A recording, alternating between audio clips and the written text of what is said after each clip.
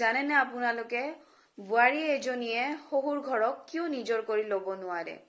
কাৰণ ছোৱালী এজনীয়ে যেতিয়া বিয়া হৈ যায় প্ৰথম বেছিভাগ ছোৱালীটোৱে নিজৰ ৰুমতে থাকে আৰু শহুৰ ঘৰৰ মানুহবোৰ যেতিয়া ধৰক ফেমিলিৰ ৰিলেটিভ আহিলে চবে যেতিয়া বাহিৰত বা ড্ৰয়িং ৰুমত বহি কেনে কথা পাতি থাকে যদি তাৰে মাজত বোৱাৰীটো আহে পটককে কিন্তু তেতিয়া সিহঁতৰ কথা কোৱা বন্ধ হৈ যায়, টপিকে চেঞ্জ হৈ যায়।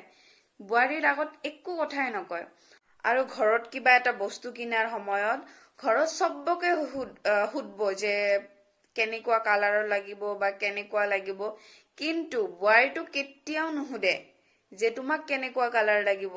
তো ইমান বোৱাৰীটোক ইগনৰ কৰে, একো বস্তু নুসুধে কিনাৰ আগতে। তো বোৱাৰী এজনীয়ে নিজৰ শহুৰ ঘৰৰ মানুহক কেনেকে নিজৰ বুলি ক'ব আপোনালোকে কওকচোন। আৰু মোৰ ভিডিঅ'বোৰ যদি চাই আপোনালোকৰ ভাল লাগে তেনেহ'লে মোৰ চেনেলটো ছাবস্ক্ৰাইব কৰি দিব।